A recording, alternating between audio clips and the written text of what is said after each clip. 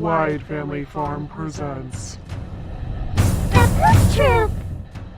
Citizen Guardian, a fish is in man's life. My Aussie garden and kitchen, Garden State Gardener, Ginger Ninja, Gray Man Prepping, Buttercup, Viper, Bob 942, Mama Bear Prepping, Gardener Josh, the Big Blue House Homestead, Prep for it, Sandra Moody, Recyclable Homestead, Ramblin' Rose Homestead, CB, Hedgehog Homestead, and Warren Lewis. In the house, Q Kitchen and Beyond, Skinner Farms, Yosie, Big Chap, Nana's Menagerie, Heaven's Essentials, Battle Junkie, Backwoods Blog, JFM, Chatty-O, Mary's Ranch and Wild Cooking, Rambling with the Brums, Red Road Homestead, Grammy Karen, the Tinkerer's Wife, Cameron Hislop, Cosmic Cultivators, Mrs. Cosmic Cultivators, Grillin' and Chillin' with Mojo, Big Dreams Homestead, A&A's Family Homestead, Ariel Button Ventures, and Victor M. Piedmar, King Puma, Bountiful Harvest, Abby, Trish Wiley, Wiley Living, Simply Jen Homestead, Virginia Reese, Where to Begin Homestead, Black's Tropical Homestead, Simply Crazy Life, Gardener Leah, Digs Outdoors, Mountain Grandma, Gear Grinding 19, Idaho Garden Girl, Laura B, Boots and Bounty, Matt J, the Bee Lady Apiary, Blue Farm.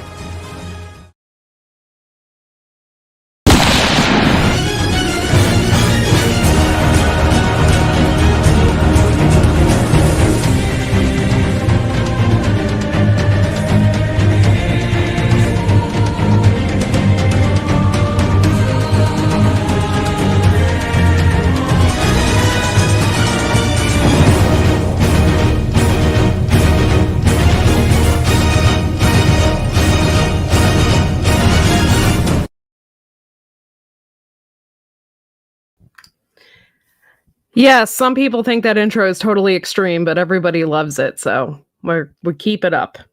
How's everybody doing tonight? It's good to see everybody in the chat. We have 8 people in here, and I'm sure there'll be more coming in. Thank you so much for being here. All of my Poop Tree members are here. Hello, Uncle Al. I see you out there. Hello, cousin. Hello, Ginger Ninja. Hello, Backwoods Law. I think I saw him in here earlier. Hello, everybody. Good to see you all. Ah, Roberta's artistic, and I can't read it because it cut it off. Sorry. Thank you so much for being here. And yeah, Prepper 101. Thank you so much. Thank you so much for being here.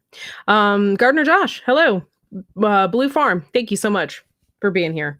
And thank you for being a new member. So we have a lot of things going on this week alone. We're doing our Poopaween contest. And we joke around a lot about poop, but it's just who we are. We're just joke. It's not like supposed to be disgusting or anything. But Sunday, the 24th, we're doing our live pumpkin carving contest. So make sure you tell everybody about it so everybody can come harass the pumpkin carvers.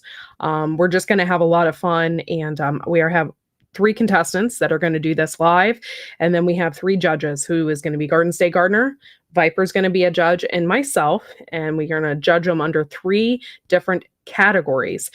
And one of them is going to be presentation. So this is going to be great, guys. I cannot wait. And everybody's so excited about doing this. So please come out on the 24th. It's right after the Garden State Gardener show at 9:30 p.m. Eastern Standard Time. So are you guys ready? This is Boots and Bounty. I got them on September 18th. I wrote them. I said, please come on my show. And they were so happy to do this. And since then, they have blown up. They've been on Gray Man Prepping. They were on other shows. And then they just got monetized and reached 1,000 subscribers. I am so excited to have them on my show this evening. So let me go ahead and bring them up. Hello, Free Handly Maid. Thank you for being here. Hello, guys. Thank you so much for being here. Thanks for having us. This is awesome. Oh, we have more people in the house. Thank you so much for being here, guys. I knew you all come trickling in. I knew it. Free Handly Maid, thank you so much for being here, Nisi. F&P Farms, we love you. Thank you so much. And we have such a great group with us tonight. And we have Boots and Bounty, guys. This is so exciting. Casey and Steven. Yeah. So thank you so much for being here. I never the other guy. I usually put their name in as Stephen and Casey, and then we sit on opposite sides, so it's Casey and Stephen, and they finally matched tonight. That's funny. I don't think I've ever really actually talked to you guys unless you were in a chat somewhere. I don't think I've talked to you face to face. So thank you guys for being here and hanging out with us tonight, and so we're going to have a lot of fun. So if you guys aren't familiar with Boots and Bounty, I put their link in the top of the chat. And just because you reached 1,000 subscribers doesn't mean you quit. So they got to keep moving up and got to keep moving on. So if you're not subscribed to them, go up and hit that link and subscribe to their channel and help them out. Make sure you leave some comments on their page and make sure you ring that bell as well. Okay. So let's go ahead. We'll get into it. We'll talk a little bit. Made you want to be more self-sustainable, and I see that a lot in people's about pages, and I saw it in yours. I was curious as to what event made you want to be more self-sustainable, or was this just something that you've always wanted to do? I've done it all my life. Nothing's changed. I just put it on YouTube. Yeah. We just grew how much we were doing because before we moved here, we had one small garden, and then it got a little bit bigger, and then we moved here to this house, and then it was like 2 gardens, and it's been 3 gardens, so we're getting more and more to make us more self-sustainable. Like when everything shut down last year, people couldn't leave. The smallest things were out of stock.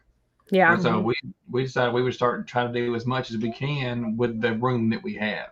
Yeah. Well, I'm growing in a sense that I'm doing more medicinal side of it. Yeah. Now, my family, this is their way of life. My daddy's like, yeah, she's doing this homestead and stuff. And I'm like, well, Daddy, you've done it all my life. You're the one that taught me how to do it.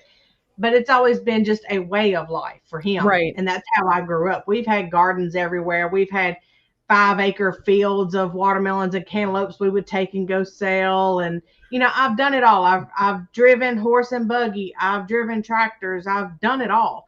And people ask me so much to teach them how to do this or how to do that, that I was like, I don't have enough hours in the day to have everybody over to my house to do a class. So we're just going to put it on YouTube. And so that's kind of how it started. And it turned into me learning more of doing our own medicines, because I'm a nurse. And I was like, why can't I grow everything God gives me how it's supposed to be and turn it into medicine for my family, just in case, there comes a time where you can't get anything. I want to be stocked up to where I have everything we need. And so far, nothing has affected us. That's awesome. Yeah, I'm the same way. I have my own medicinal. We just added on because we were in Shed Wars. I don't know if you've heard of that, but it's a garden collaboration. And Yeah. we added on 400 square feet of raised bed space onto our already existing garden. So our garden is freaking huge. Yeah. And we have, I have specifically a medicinal herb bed that I have started. And I have valerian root in there and stuff like that. And I have horehound. I use horehound in pretty much everything. And everybody's like, what's I know. that? What's that? I'm like, well, when you're sick, you make yourself up some horehound tea and it works, you know? Mhm. And so yeah, and lemon balm, and I use all of that. So how many acres do you live on, guys? We live smack dab in the city, so we have Okay. probably less than one. But and that's with the house on it. That's not just land. That's with the house on it. And so we have well, back to what you were saying, you've got your own medicinal herb bed. Earlier this year, starting in March, right back here out this door, all of that used to be a huge deck. And whenever we bought this house, the people that lived here before us had a handicapped child that, when he was 10, had a spinal stroke and was paralyzed. He was normal before that. So they had to make everything handicapped. And the deck back here was huge. It was probably 15 by 20, and it had a ramp going off the back of it. Well, it was just so much deck that we never used it. And I told Steven, I said, why don't we just make it smaller, still leave it attached to the house? Because it's about a 4-foot drop or 3-foot drop or so. Yeah. And I said, why don't we just leave it attached to the house, and then that'll give us more room. Well, come to find out, underneath the deck was a concrete slab. So we made a sitting area and then surrounded it by herb beds. And that's what I grow my medicinals in. I love that. Have to take up any more room in the yard other than just building just a few beds that encased what was already there. Yeah. So you can put all your good smelling stuff like around there too. And you can sit out there and have a moment to relax when you can, because I'm sure you guys are super busy. It's like when you I have 10 minutes. I'm going to sit down here and relax for a minute. That's how I feel today. I'm like, I have 10 minutes. I'm sitting down for a second. Yeah. Mhm. I saw recently that you gained 1,000 subscribers. Congratulations. You're on your way. That is so awesome. When did you start your YouTube channel? You said about a year and a half ago? June 1st last year was our very first video.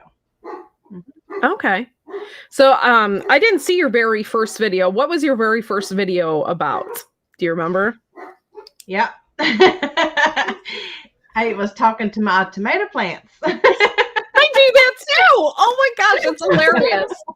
I do. I talk to my plants quite a bit.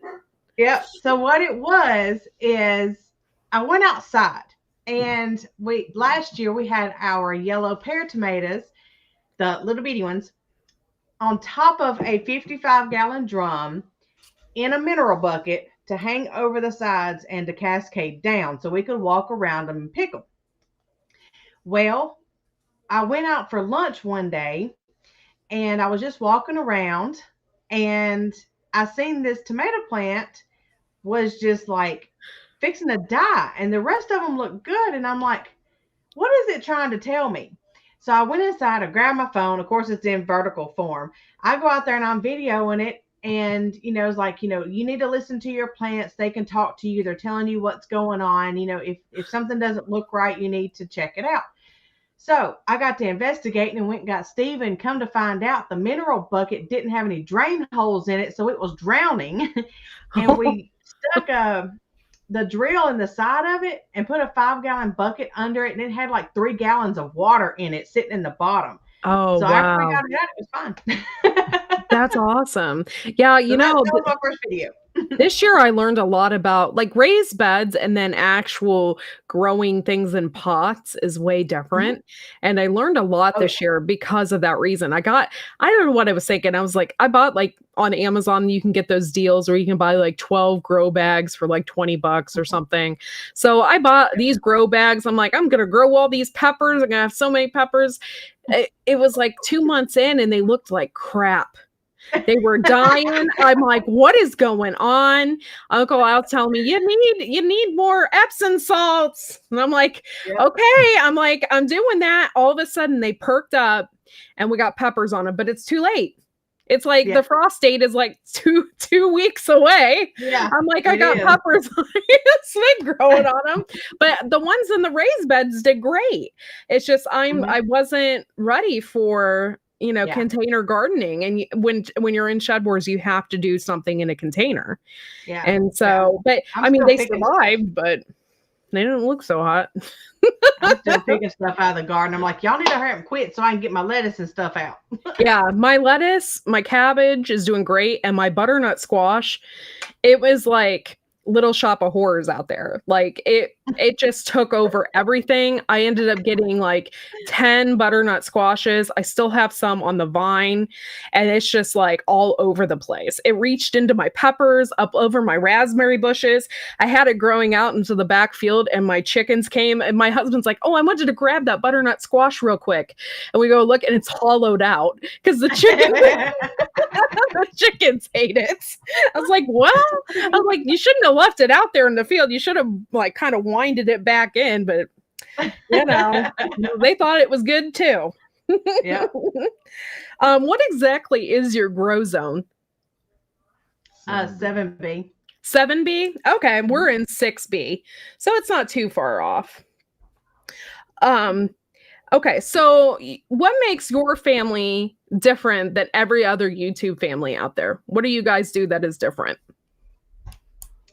Well, we do all of the homestead and gardening stuff, and the diversity that everybody loves about our channel is our line dancing. That's Everybody so loves our awesome. line dancing. We go live because people don't have the old, don't have the old like dance halls that they used to have, and a lot of people enjoy watching us go to them because they just don't have them around much anymore, and you really got to look to find them. Unless you live in Texas or Florida, you just don't have a whole lot of places like that to go. And so a lot of people just love listening to the live bands and just watching us dance and stuff. And so we do actually teach the line dancing, and of course then we do all kinds of food preservation, and we're just very diversified. And I'm going to be starting up because I like to do series of different things. Mm-hmm. And so that way you can kind of go and find everything that you're looking for. So I'm fixing to this winter start into doing like a basic sewing, and I may even throw in some crocheting and stuff, something like that. But I mean, I can do just about anything except work on a vehicle. I just ain't had enough time on YouTube to show you everything yet. Oh no, you may be able to work on a vehicle yet. There's my daughter's learning. She's in auto. My daughter's in auto, so she's learning and wanting to work on our vehicles. And if we say something's wrong, she's like, "Oh, can I look at it?" Sure. That's amazing. That's so awesome, though. I love that. Now, what is okay? I know you all line dance. So, what is your most difficult line dance out there? To teach or to do? to do, because I don't know if I can remember the steps. I've been line dancing a couple times. We have it's a cowboy bar not too far from here where they line dance, and sometimes they come up with stuff I've never seen before. So I was curious, the most difficult one that people have a hard time catching on to would be Jamaican Run. Okay. And I've got that one videoed, and it's a simple dance, but it's got so many like 360 turns and half turns and stuff like that. People, you'll turn around and somebody will be right there in your face because they didn't know which way to go. And I tell people all the time when we're doing it live, like, if you don't know the dance, just stand over there and watch it. And then, because a lot of people get out there and like I said, you'll turn around and somebody will just be standing there and you're like, holy crap, where'd you come from? And there's nothing you can do about it. You just run slap over them. Yeah, that's like when you're doing the electric slide as well. Especially if you have too many drinkers out on the floor, they don't know which way to turn. You end up running into somebody. Yeah. Yeah. I see that you do a lot of fermenting, which has really caught my eye. We've tried to ferment here in the past here at Wide Family Farm and never been that successful. I just bought my husband a fermenting kit that has the pucks and then it has the vials on top, and he is fermenting his own hot sauce. Is there a reason why you guys ferment? Is it for health reasons, or you just like fermented foods? No, we don't like fermented food. No. That's not one of our things. We are not a family that likes pickles or vinegar or that tang. We don't like none of that stuff. No. So I do fermented foods, but I don't let them go very, very long. So they don't get very tangy. They don't turn into pickles or nothing like that. I did, what was the first thing I fermented? Do you remember? I guess the fire cider got me started. Yeah. Is that good? I've never had it before, and I see the Stivers have it all the time. So I'm curious. Crap, and we don't do hot either. It's hot as crap. I kind of got used to it. Ooh, it will knock anything you got out real quick. Yeah. It's like shooting whiskey or something, and it just burns all the way down, and it kind of just stays there. But it only lasts just a couple of seconds, and then it's gone. But you can make the fire cider and then use the discard, which you strain out. You can like grind up the peppers and onions part of it and make that into a hot sauce. So then you have fermented hot sauce. Yeah. And then I've done like carrots and radishes and sauerkraut. Sauerkraut's always a first, you know. Is sauerkraut hard? Because this year I planted a ton of cabbage and it's doing great. It's the first year that it's actually done good. And I'm like, I want to make my own sauerkraut, but is it hard to like? No, I've never done it. All you do is just thinly slice it, put it in a bowl and if you've got a pretty good sized bowl, you're going to put probably 3 or 4 tablespoons of salt and then just whack the heck out of it. Get your child in there, and if you want to, just put it in a bag or something and just have them just stomp all over it, or just beat the heck out of it. And then let it rest for about 10-15 minutes and then do it again. And what you're doing is that salt is pulling out the water. So whenever you go to put it in a jar, you pack it down really, really tight, and it's going to make its own water, its own brine, salt brine. Nice. And then you let it set for like 2 weeks and then just start testing it to see how strong you want it. And that's it. Wow. I probably wouldn't want it too strong, so I probably wouldn't let it go past 2 weeks. Yeah. But some people say 7 days. Some people say 11 days. I mean, it just all depends on your humidity, your atmosphere, your house temperature. You know, you can start trying it whenever. There's nothing better than some like sauerkraut and kielbasa or sauerkraut on a hot dog. Okay. But that you have to, in order to get the benefits of fermented food, you know, not to cook it, right? Yeah. Don't cook it. Yeah. So it has to be real fresh and crunchy on top. That's what I like. Yeah. Well, if you cook it, it kills all the bacteria. Then it ain't doing you no good. Then it's like the stuff that you buy at the store. Now, do you buy? Now, I saw that you made some apple cider, and stuff like that. Do you have your own trees, or do you purchase those apples? Oh, at your dad's. Okay, cool. How many apple trees does your dad have? Quite a few.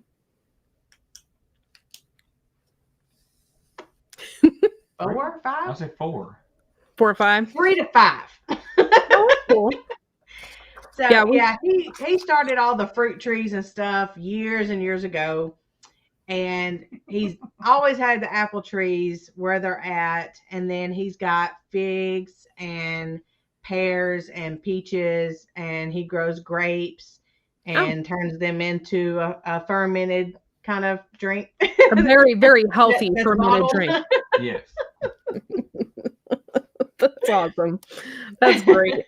Yeah, we have apple trees here too, but we have a hard time with them. Like we got like 10 of them on the side property, and then 2 really big ones that my grandfather planted like 40 years ago in the back. And the ones on the side are just, they look mangled. They don't look right. We didn't plant them. And so they're not right. However, we were super excited this year. We actually got 80 pounds of apples this year, which we've never done before. and it all went to the weight because in Shed Wars you do the weight, you weigh everything, and it all went to Oh, the I weight. can't do that. Yeah, it's amazing. Like I'm so glad that we actually did that because now I get to see exactly how much weight and produce we actually brought in. But I ended up with like 17 jars of applesauce and 20 jars of apple butter, and I'll never have to like next year when I harvest those apples, they're just gonna go straight to my birds. Yeah. Look, I'm not gonna need them. Yeah, I told my parents, do not bring me any fruit this year. I don't even want it because I put up so much last year. And nope. Oh, so what I did this year was just for you guys. I didn't need it. Yeah. I just did it for the sake of video. For the first time this year, I did apple juice, and I did that, and I added the what is that? Not allspice. What's the other spice that smells really good? It smells like Christmas. Nutmeg and something else in it. Cloves? And and cloves. That's it. And I got it real strong with that. And it tasted pretty good. It was like a more of a spiced apple cider when I was done, but it was pretty good. Yeah, clove, Kaylin. Hello, Grammy Karen. I see you out there. Thank you for being here tonight. Appreciate you. Yeah. So I already asked that question. Let's see. Oh my gosh, we got quite a bit of people in here. 26 people. All right. Well, thank you all for being here tonight and hanging out with us. And I was just actually talking about the Stivers, Graham and Karen, and their fire cider. Yeah. And Karen's got a few things to sell on their website, I heard. Yeah, that's pretty cool. That's pretty good. So, okay. With everything that's going on in the world, do you guys consider yourselves prepping or preppers for the world out there? No, because whatever's in the world out there ain't going to affect what I do. Yeah. Because like I said, I've always done it, and I'm not going to change doing it now. I'm just going to do more because I know there is more. The older you get, the more conscious you become. Because I'm sure everybody in here, or just about everybody, okay, you went through the whole teenager, I got to lose weight, got to be skinny kind of thing.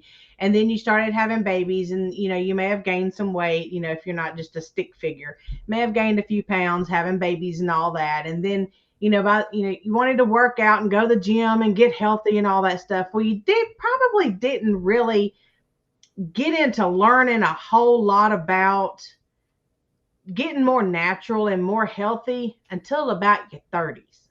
Yeah. And so we're getting into that groove here where, I'm trying to save money. So why not grow everything I need, medicinal wise, as well as food. And I don't know, just get back to simplifying everything, because it's crazy in this world as it is. And I don't even care nothing about social media. I don't care nothing about electronics. You could take my phone and my TV and everything, and it wouldn't amount to a hill of beans to me, other than I couldn't work, but because I have to have internet to work. But, that'd be fine too, because then I could just go, and do my sewing and my gardening and all that stuff and be just as happy. If I was Amish, I'd be just fine. Yeah. Yeah. When I was younger, I told my mom I always wanted to be Amish. I was more into this lifestyle that we're living than my family was. I always wanted to do the gardening and have animals and all of that. And, then we moved here in my grandparents' old house, and now it's possible we can have the animals that we want and the space that we need and stuff like that. And so it's nice. It's nice to be able to have that kind of stuff. My parents, of course, my whole life while I was growing up, we always had a cabin at the river, the Tennessee River, and up near Lovable, they have a few Amish communities. And we, ever since I was little, we've been going up there and visiting them. And when I was early teenager, 12, 13 years old, my dad said he was going to leave me up there for a summer. And my first thought was, what's going to happen when I have my period? Because I'm used to having a flushing toilet kind of thing. That was my only fear, was that. Yeah. But, we had Amish friends that we went up there, and my dad took his mules up there and let them work their land with the mules, during garden season. And we've always been involved with the Amish community. And I actually took my kids back up there not too long ago because they make molasses in October. And so I took them up there last year, and I was going to show them how they make the sorghum molasses. That they grow the sorghum and then they bring it to the mill, and the horse turns it and they cook it and it runs down and all that. Well, come to find out, they quit doing it a few years ago because the bugs were eating up the sorghum. And I took them to the mill where they used to make it, and it still smelled like it. I got out, I was like, oh, that smells so good. Yeah. It's one of those smells you remember. And so they were able to go up there and at least see what I used to do whenever I was younger, and all the people that we used to go visit and stuff like that. So that was pretty cool to take them up there. And Stephen, he never been. That's awesome. Now you guys have all lived in Tennessee your entire lives? No. No? Her, yes, me, no. I don't get out much. Where are you from? Where are you from house originally, Stephen? I'm from here originally, but after I graduated high school, then I joined the military and I left. And I was stationed in Texas at Fort Hood for a while. And then when I got out, I stayed out there and worked in the oil field. Oh, okay. But then we got to talking, and it was either me come back here or we weren't going to be able to be together because she already had 2 kids. So I left my job and everything there to come back here so we could be together. Aw. Now, did you guys knew each other before? Did you go to high school together or anything like that? We dated in high school, yeah. Oh, we were engaged in high school. Yeah. Aw, you guys are high school sweethearts. I love that. That's so great. Yes, yes. Yep. See, I knew my husband in high school, but we didn't date. And then later on in life, we found each other. But it's funny because we had all the same friends and everything in common, and stuff. We dated in high school and were engaged. And then he left and got remarried to someone else, and then went his way and did his thing with the military, and then come back. So. Yeah, that's so cool. And how many kids y'all have? Together 1, but total 3. Oh, okay. Wow. So yeah, you 19, guys are 14, busy. and 8. Do you guys have any livestock or anything at your property? Do you have chickens or anything like that? Or we have chickens. You have chickens? Do you being in the city, we can't have a rooster and we can't have livestock, so all we got is just the chickens. And once we move, then we'll have more land and all that. So I want to be able to get everything we need and be fully self-sustainable. Oh, so you have property. Have you looked, or you? We're waiting.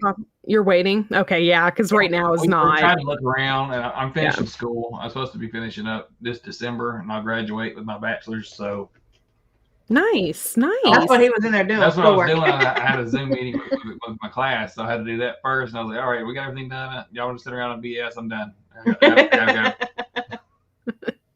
That's so cool, guys. Right now is not the time though to be buying any kind of property. No. I know Viper, my friend, who's on here with me, he's moving to Tennessee from California, and he cannot wait. Oh, he cannot wait. He's like ecstatic. Kingsport, I think that's the name of the town. And he cannot wait. Yeah. On the other end. He can't wait to get out of California. And he's waited forever, like 8 months to get this house. There's just been problems left and right, so now everything finally went through, and his dad flew out there to fix up the house. So hopefully in the next month or so, they'll be moved out there, but it's been forever. Yeah. He's super excited. If they drive through, I will be on the way. Yeah. Go ahead. Your husband, I think, was telling you to ask us about the rose bush. Oh, hold on 1 second.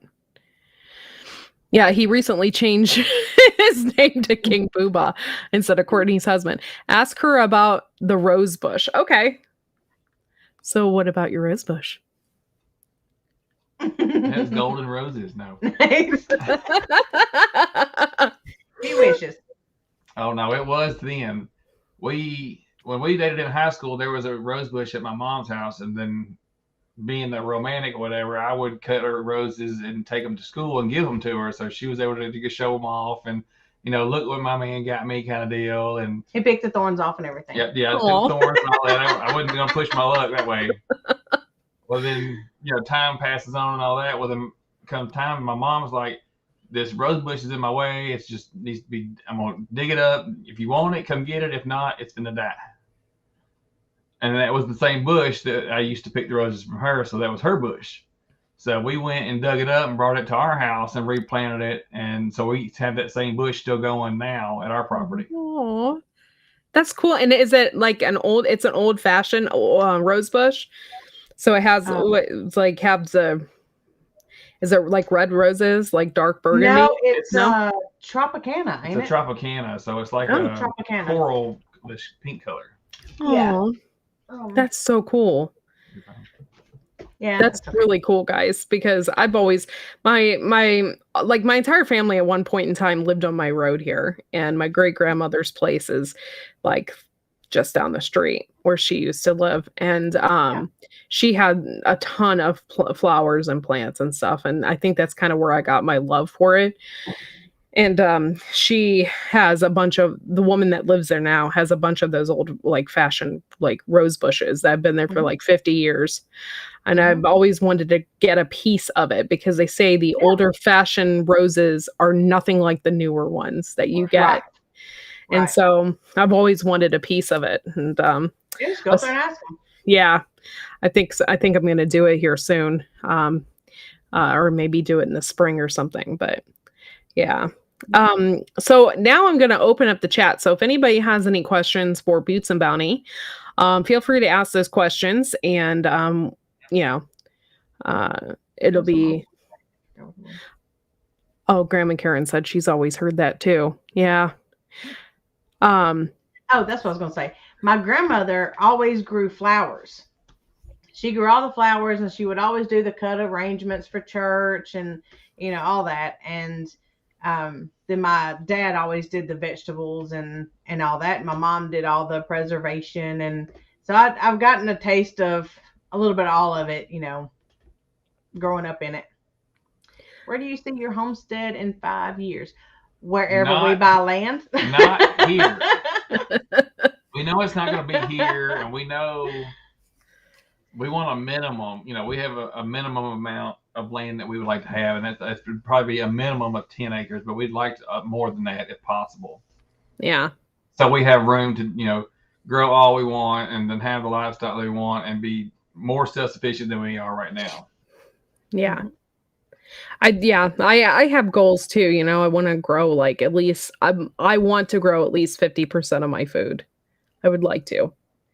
I think right now I'm at more like a 20% maybe, but I'd like to be at 50. Other than seasonal stuff, we grow all of our vegetables. Yeah.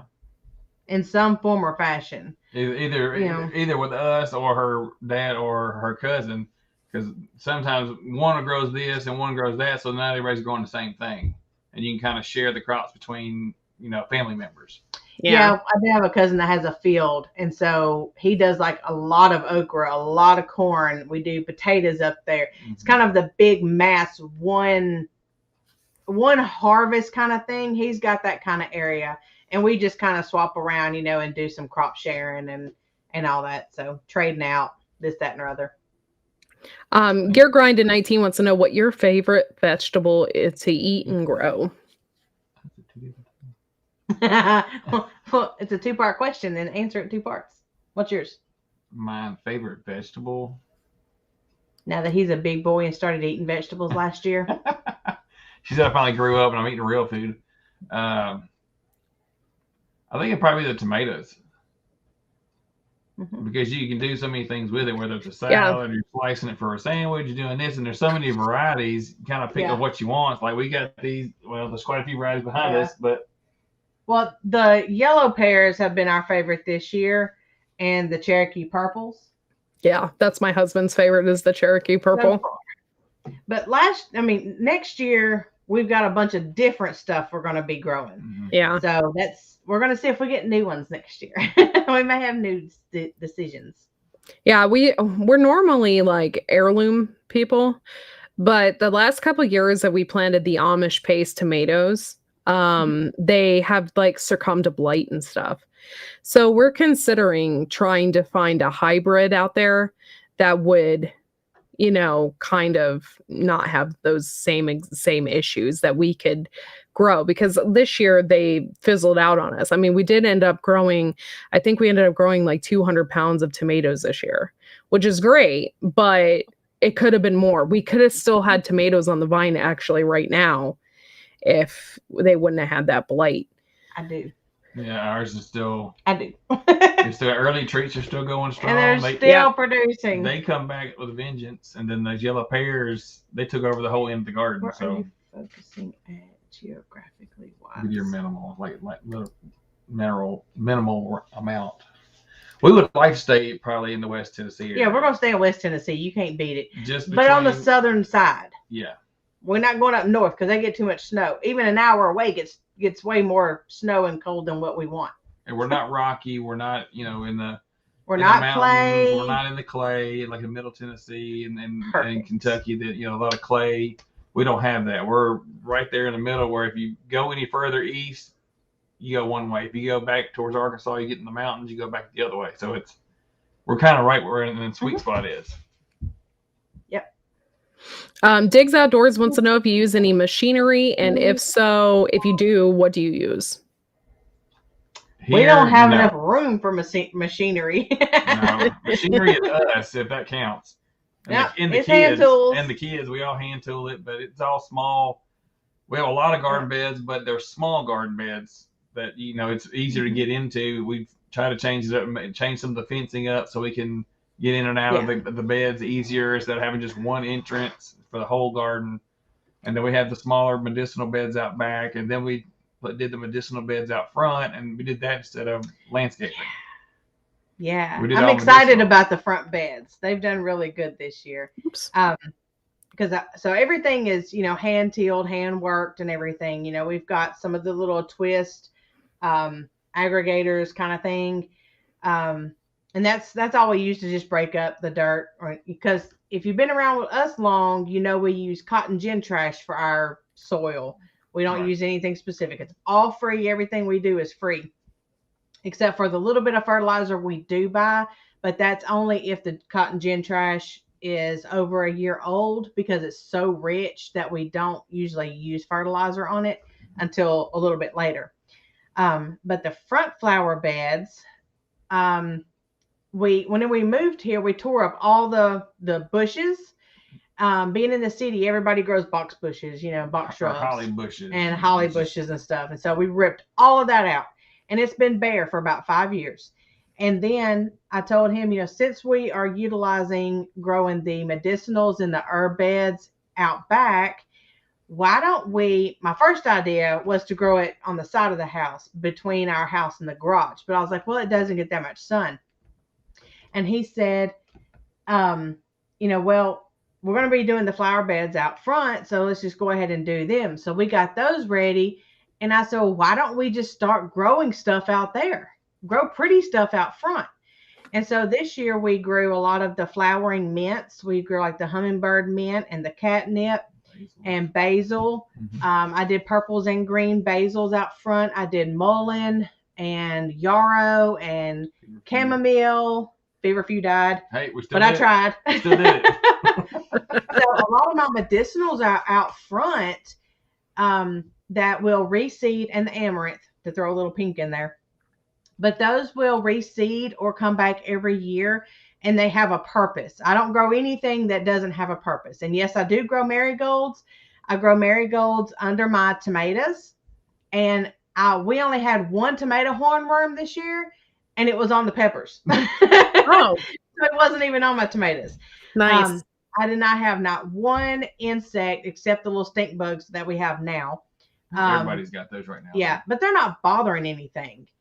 And I put some marigolds on the side beds. I just kind of stick them here, there, and yonder. They're one for pollinators. color, They're pollinators. one for pest, and stuff like that. But we just did a video where we cleaned out the front bed. We took all the basil down because it's an annual, and it all went to flower and seed, and the bees were just having a big heyday on it. So after all the flowers left, then we went ahead and ripped it up, and we've actually replanted stuff out front for the fall. And so I'm waiting to see what that's going to look like, because I've got a row of pink, a row of green, and a row of... It was a row of white. It was that. It's a yellowish green and a row of green, and then I've got purples on the end. Oh, so you have okay. to wait and see what I grew. So I've got a lot of color going out there that'll be winter tolerant, for 7B. And they're medicinal too. And they're all medicinal or edible. Mm-hmm. Well, that's awesome. Yeah, this year I had a heck of a time keeping up with my chamomile. I'm not gonna lie. Out there, Yeah. I was out there almost every day picking those flowers off, and you miss one day, and it's like, Yeah. it's like all over the place. So I try to pick. I think I got that much chamomile Oh out my. of all of it. After it was all dried and everything, I was like, oh Yeah. man, It's I really was like, sad. it wasn't like that much. Yeah. That's it. Exactly. Uncle Al wants to know, he said, grits is my question. You don't do grits, do you? You She do? does. I don't. Yeah. I do it like oatmeal. I need butter and sugar. Give me oatmeal and you can have the grits. Yeah, I like oatmeal too. I'm not a big fan of the grits. I've never been a fan of that. Doesn't bother me. I would Yeah. have a line dance period. I would look like a drunken sailor. Steven brought that tomato hornworm in. It was like last week. And he was like, look. And he was holding it on the leaf. And I was sitting there going, oh, it's so pretty. It's so soft. And I'm like, I just want to They're show you what I so found before I fed it to the soft. chickens. She's trying to pet it. They're No, we're not so keeping it. pretty. Does their horn do anything? Does it prick you or anything? Not to No. us, no. Yeah. It's just for those, man. It's easy. It makes it very easy to pick it out of what it is. But I was just going through and picking the peppers and stuff, and I just saw it down in there. I'm like, huh. And the tomatoes were behind me, but he was on the peppers. Yeah, that's weird. This year I did a lot of companion gardening, and I planted a lot of nasturtium and marigolds everywhere. And I didn't have any problems with squash bugs. I didn't have any problems with any of that. And I was like super excited because last year they were all over. The squash bugs were all over my cucumbers. I was so mad. Yeah, they just ate them up. And then I had issues with cucumber bugs too. So I was like out there at midnight, like flicking them in, because I do all organic methods of gardening. I don't want to spray. So I'm out there flicking them in Dawn dish soap, like trying to get them off my plants. I had vine borer so bad in my squash. I was out there with tweezers hunting them darn things down in the vine, pulling them out, giving them to my chickens. Yeah, that's They horrible. were horrible. And then I found out after that they live in the dirt for 3 years, and that's where my squash plants were last year. So that's why I had them so bad this year. So I can't plant my squash there for the next 3 years because they live in the dirt up to 6 inches down. I didn't know that. That's horrible. We got something for them next year. We got a different kind of squash but it's in a video that we ain't put out yet of what it is. But Yeah. we got something. I found something because I was tired of fighting with them and all that. I said, okay, I'm gonna find something to fix y'all, and I found it. Yeah. So I videoed like 8 videos Sunday. we got so many. It was just one right after the other. I'm like, I ain't got a video for 2 weeks. She's in the same outfit in every one of them, so we're good. Yep. I don't know if this works or not. We don't have those vine borers up here. But I saw a video once where somebody put, I think it's BT in a syringe and with a needle on it. and then they injected the vine Wow. of the Yeah. squash, and it just like killed them. Nice. So I don't know if Wow. that will work or not, but I've seen it, and I don't use BT. yeah, I've never had it. well, we've had to use it on our cabbage this year because we always end up getting those cabbage worms, and I usually don't like to spray anything on my garden, but that was a necessary thing because last year I didn't have any cabbage at all because they ate the heads all the way down. Okay, so if they're worms and they're crawling across the ground, what you can do is put down eggshells, and they can't crawl across eggshells because it cuts off. Oh, I didn't know that. Yeah, put some eggshells around the base of them. I'll do that because I have tons. Oh my gosh, we have like 50 chickens here, so I got tons of eggs. I wonder if they're like slugs. You can also put down just a solo cup with about a quarter cup of beer in the bottom of it, and bury it kind of sideways, and let the slugs and stuff run down into there, and it'll drown. Oh, yeah, I might. Beer, but you got slugs. You can drink Yeah, it. I might have to do that because this year it was mainly in the spring. Now it's not so much. Yeah. But in the spring, like I had a ton of slugs on my lettuce and stuff. It was gross. Yeah. We were dumping 20 or 30 of them out per cup every morning. It was bad. And we were going out picking them out in the evening when they would come out after dark. They would come out. We'd go out there and grab the ones we could grab, and we would still have that many in the cup. And it's only one bed and one end of the bed that they go after. I don't know why. That's weird. I wonder why too. Wonder if that like beer. I ain't figured it out. Yeah. I don't know if that it may be like better tasting, or I don't know. They say they like it wet, but yeah. That bed was there's no different. There was one right beside it that was identical. There's same gin trash composition, cinder block, just like that one right there. Just for some reason they were in that one bed. Yeah, she said injected BT. Yeah, injected BT in the vine. Is that what I heard? Of the squash. I even tried to bury the squash because, they keep rooting. So you can bury the squash ahead of them and cover up that part, and they will reroot and keep growing. So if that back part dies, you'll still have, roots going to the rest of the plant. I couldn't even outrun them suckers. I couldn't outrun them to get them all out. It's the first year this year that I grew zucchini, and I grew the round ones. They're called the round Denise. And I cut them in half and I stuffed them full of like hamburger, and made spaghetti out of them. And they were really good. It was really good. Yeah. We're definitely gonna do that next year. Beer trick works great for potato bugs too. We've never had potato bugs. Yeah, I don't think I've ever seen one. So, we got to go out there and get the sweet potatoes too. Whatever we're going to put down here before it freezes. Come to think about that. We put our potatoes under our house. Oh, okay. We don't have a cellar, so we put them under the house in the crawl space. Yep. Yeah. Backwoods Law said sounds like a waste of good beer. That's why you don't use good beer. That's what I said. The first time she did it, didn't tell me, and then I was like, "What are you doing with that?" She's like, "Putting it out here for the slug." Excuse me. Yeah. But then it turned in like every day, so like she would put like half of it into a cup, and then she said, "Here you go, you can have the rest of it." Yeah. But not when you get a hot can. I don't want a hot beer. That's even worse. Yeah. No, that's when you use like something doesn't taste very good, like Natty Light or something. It's like you don't give them the good stuff. Oh yeah, they were getting like Modelo and stuff, and I was like, "Oh my gosh, I'm too that." Buy cheap stuff. I'm not drinking cheap crap. You just grab what I had on hand. Yeah, that's hilarious.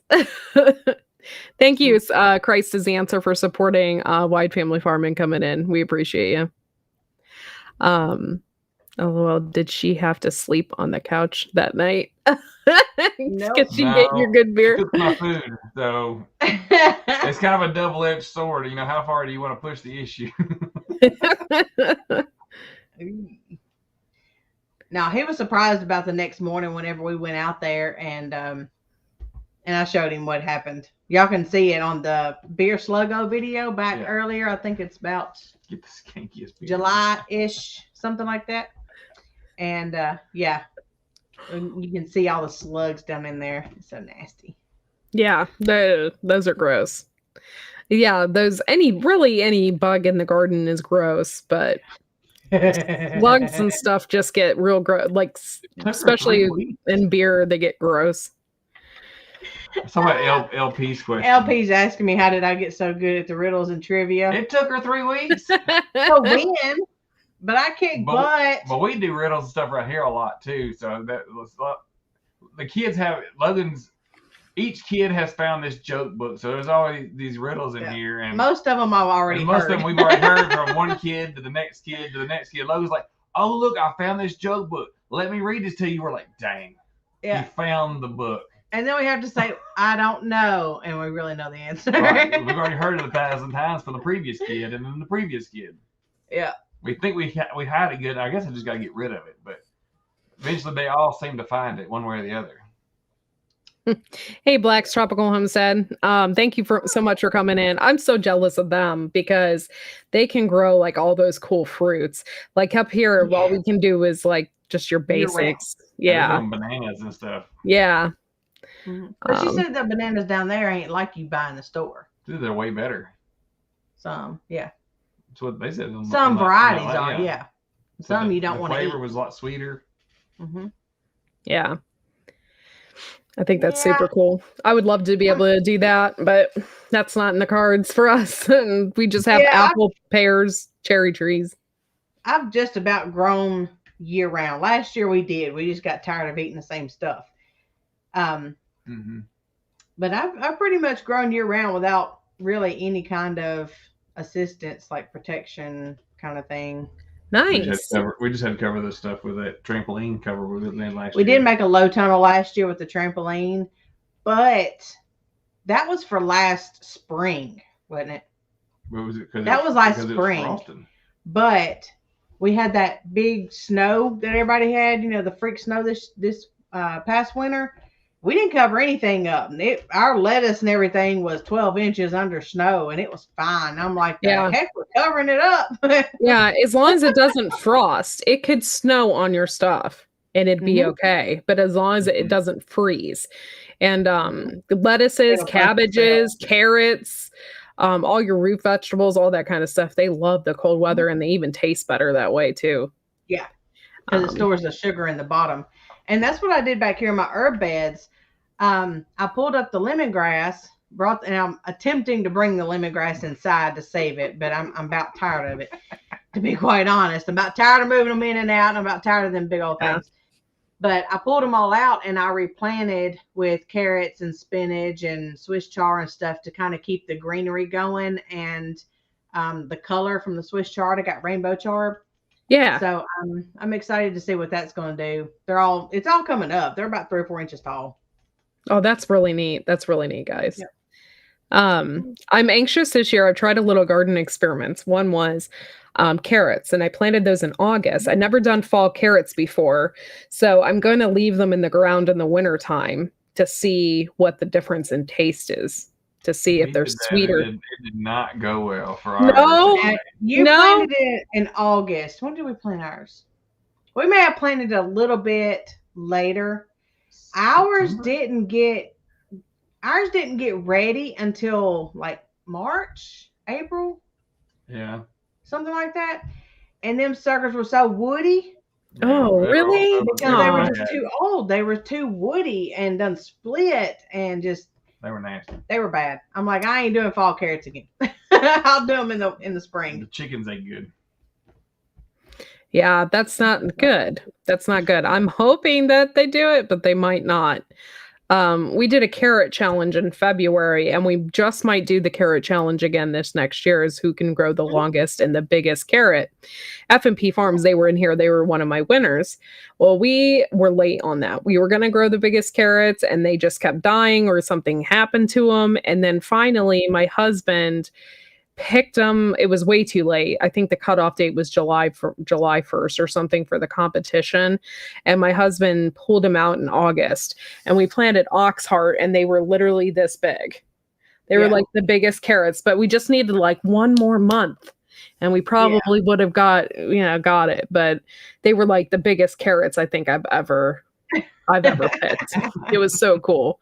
I like to grow the big vegetables, and this year I planted that flat Dutch cabbage. It's supposed to get like this big, and I don't know if it'll get that big. I don't know, but okay. Now a flat Dutch, they call it flat for a reason. They only get like this tall, but they get like a disc. They don't get round. They are flat, and they're not dense at all. You don't hardly get any, like, it's not compact. They're very loose. Really? Grown. Yeah. Okay. Well, I'm glad you told me that, because the picture of the Baker Creek catalog just looked like it was like the biggest, coolest cabbage ever. That's the way my dad's grow. They grow flat. Yeah. And then, get normal size, but it's just squished. Interesting. And mine wasn't very tight. Yeah. Now I'm curious to see how it's going to do. Yeah. Yours may grow different than mine. Another experiment. Yeah. Yeah, that's basically what gardening's all about anyway. So you throw some seeds and you experiment a little bit. Oh yeah. I like the different things too. So the out of the ordinary stuff that you don't see everybody else. Everybody does some kind of tomato. Somebody does carrots or radishes. Get those things that are unique, like the black watermelons or black carrots or something, or an albino, something that's different. Yeah, that's what we try to go for. Yeah, I like to grow things that are different too. And the one year I never had kohlrabi before, and I had grown it, and it is the most delicious thing I have ever had in my life. Yeah, I just ordered more seeds. I just got like 6 of them out there, and they're little teeny balls like this big. I'm like, oh, I can't wait for you to get bigger. Yeah, unless you buy the giant ones, don't let them get over like a softball. Maybe just a little bit bigger than a softball. And peel them. Yeah. I was going for big, and big ain't good for them things. They get woody and fibrous, and so we got some giant ones that are supposed to get like 5 pounds, and then I've never seen the giant. All I've seen is the white and the purple, the white Vienna and the purple. They're white, but they're like they're big. that. They're oval. And they're like this big. They get like up to 5 pounds. Next year. That's what we got. One of our sets for. We're That'll be in the next spring. Year. Something different. We had the regular one, but we didn't have many of it, but we liked it, so we wanted to try to do more of it next year. So we make sure we got multiple sets of seeds. Yeah, mine never make it past the kitchen. Like, I never cook them. I peel them and chop them up and eat them with ranch dressing. Yeah, a lot of people cut them into sticks and stuff.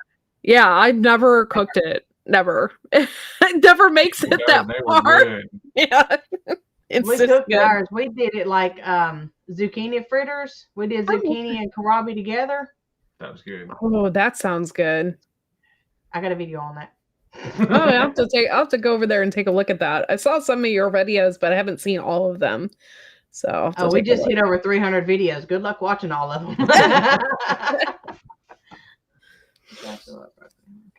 All right, guys. Well, time is 10:30. I want to thank you all for being here tonight. Thank you for asking questions, guys, in the side chat. I really appreciate that. It's really great of you. LP kohlrabi is freaking delicious. Yes. It is delicious. It's one of the best things I've ever eaten. Yeah, zucchini flowers are good too. You can fill them with cream cheese and tie them up and deep fry them bad boys. Oh, okay. We're coming to your house. That sounds so good. I don't care. I cook for an army anyways. Well, I want to thank you guys so much for being on the show with me tonight and hanging out with us tonight. Thank you, everybody in the audience. I do have an after party tonight that is at 11:10, so feel free to come on over there and hang out with us if you want. I sent the links out already, so if anybody wants to come up in the panel, they can. Thank you once again for doing this. I'm so proud of you guys for reaching that 1,000 subscriber count. That is a lot of hard work, and you guys did it. So congratulations on that as well. So But we will see you all here in about a half hour if you come on back to the show tonight. And it's just, just some of the regulars just hanging out and having a good time. And we will see you all next time. And bye for now.